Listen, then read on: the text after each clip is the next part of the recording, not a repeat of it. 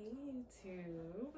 So today we have a few like red flag questions and like some Q&A stuff and some what else was there? There were truth or drink. Did I already say that? I don't think I said truth or drink. Questions, as well as who's more likely to real estate edition. And so yeah, let's start with the office Q&A questions. Like the first one says, what's one thing you didn't expect when you got into real estate? I didn't expect the freaking fees. Fee here, fee there, fee freaking everywhere. Like it was thousands of dollars in fees. So that was unexpected for me. I would say the amount of driving that I'm doing on a daily basis. I should have expected it, but it came a little more unexpectedly. Okay, so the next one is, how do you handle clients who ghost you? I ghost them right back. Me too. We ghost each other. Yes. We shouldn't. That's not like what we're taught at all. Like we need to like follow up and things like that. But sometimes you get busy and you're trying to go after the ones who are responding. And when they don't, you try sometimes, I feel like, to go after them. But when they just keep not responding, what can you do? You can't hunt them down. So that's true. So what's your favorite kind of client to work with? I would say first time buyers, because you can have that experience of sharing something new and helping them on a different level than people that may think they already know everything, even if they haven't done a real estate transaction in a long time. I think that kind of is similar to mine. Like when someone is kind of like, I already know everything and how it goes, I always am kind of like, oh, why don't you get your license? Because, you know, like there is some sellers who are like, I've done this a million times. I've sold a bunch of houses and I'm like, oh, okay, you know, so I won't touch on that too much, but I like it when people have like an open mind. Like I feel like even if you've done it a bunch of times, you've sold things on your own and stuff, there's always a new perspective. When you're closed off, you learn less. So I'm like, just be open, because we might be able to learn from one another. I could show you some things. I'm sure you don't know everything. So yeah. Let me see. What's your biggest real estate pet peeve?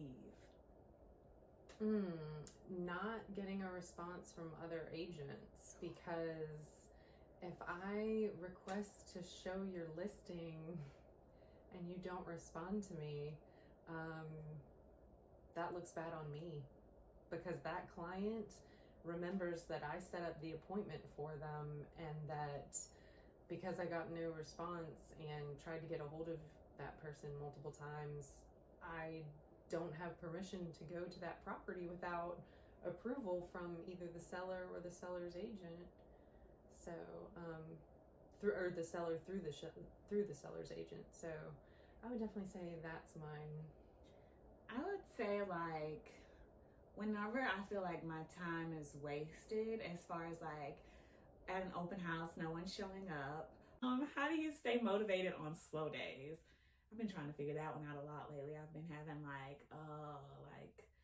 I've been lacking motivation recently. I feel like Yeah, I've been still showing up.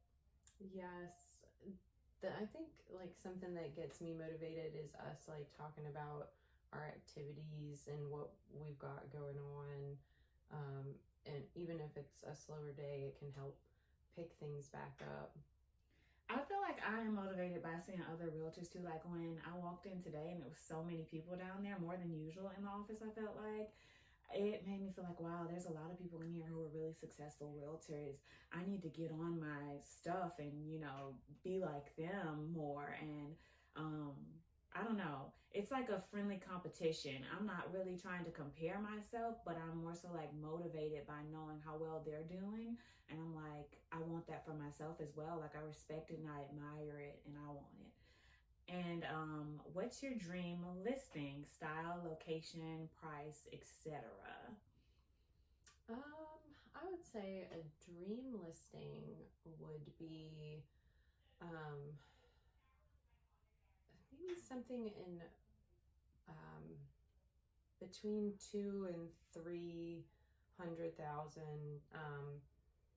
in West Mobile, well constructed, like more modern, and something that is updated and could easily show to multiple different buyers, I think would be ideal. My dream is, it's really a dream. Like, I feel like yours is realistic and mine is really like big and dream. Like, ever since watching Selling on Sunset, I'm like, I want to have like a Beverly Hills listing. Like, I want to be out there. Like, if we could get licensed in California, like, it's so easy. A beachfront. Or something on a mountain. That would be insane. Like, overlooking the city of Los Angeles or something. Yeah. Or like near Rodeo Drive, like something like that. Or Texas, because Texas is so huge and there's so much land, and I'm just like, oh, the land of milk and honey. That's like a dream listing. I want to get licensed somewhere else too, and like do something just crazy just to say I did it. I listed there.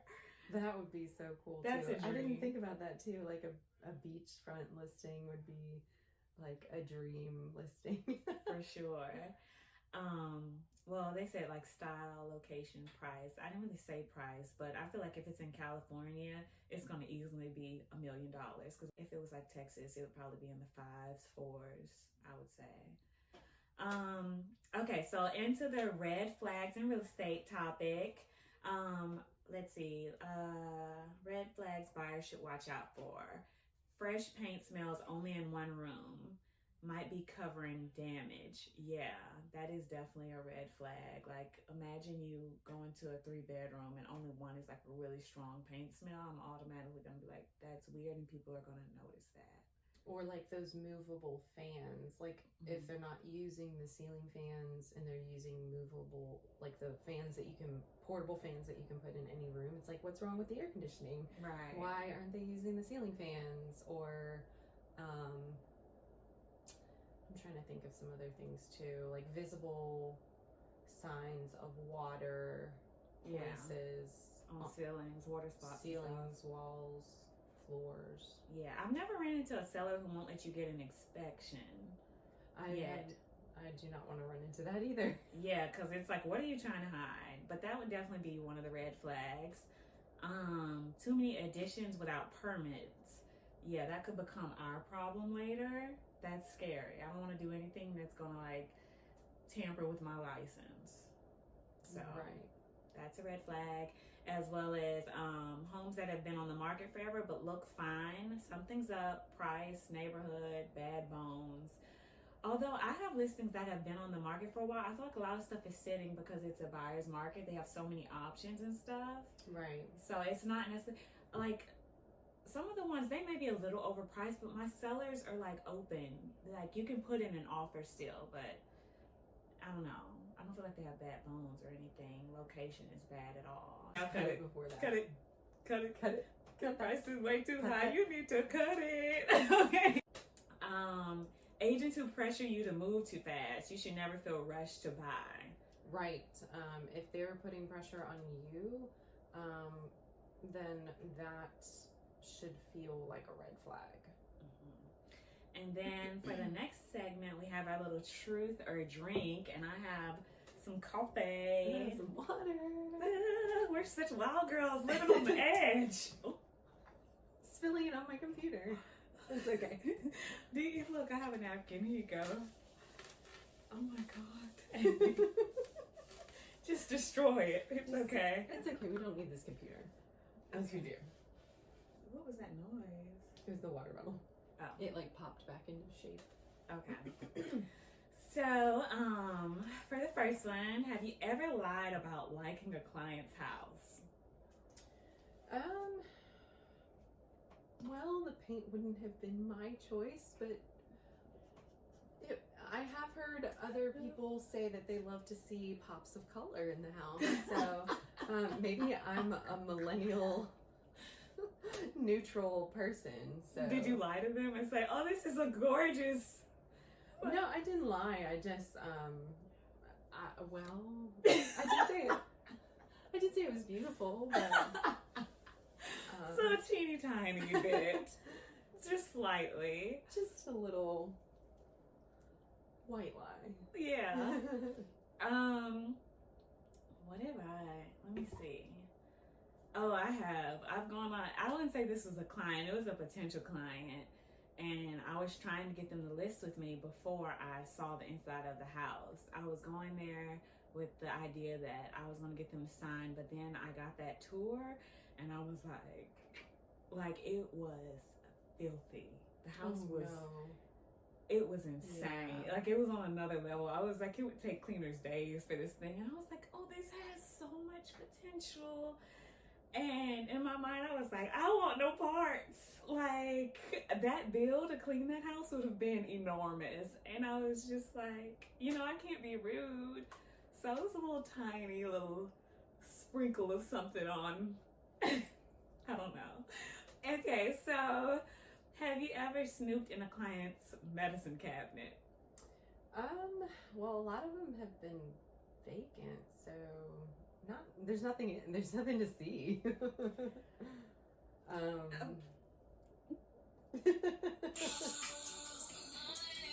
Perfect timing. Yeah. Hello. So back to it. I was just talking about open houses. Maybe that was a sign I need to get back into them, because I have not been doing them for a while, because I told you I got discouraged. But anyway, back to it. Have you ever pretended to be busy to avoid a showing?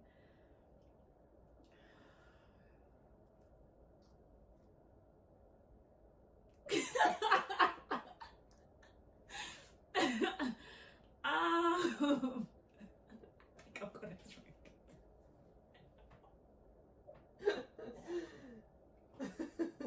Next question. Okay. Have you ever badmouthed the listing after leaving a showing? No, because I've definitely told people, like, we don't want to stand in front of the door where there's cameras or where people can hear something and maybe get an opinion about it before deciding. But I have heard clients say things about after a showing about the house that I was like, I told you not to say things in front of the door.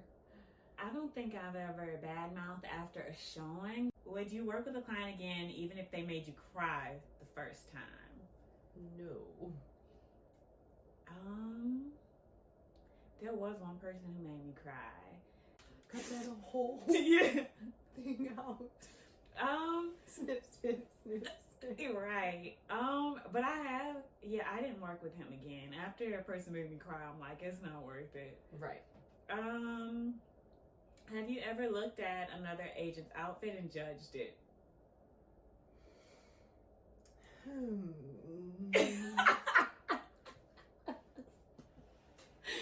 Okay. Yeah, I'm a drink too. I would answer that, but I just want to be nice. Friendly. Okay. I wouldn't have fit into it. Okay. Have you ever Googled a client? I have. Yes. It's a good idea. It's a safe thing to do. So the next segment is, who's more likely to a real estate edition? Point at each other, or we'll point? We'll point. So who's more likely to miss a showing by accident? Forget their lockbox code. I feel like you would. Yeah. Close the deal no matter what. I'm gonna close that motherfucker. I feel like me too. Yeah.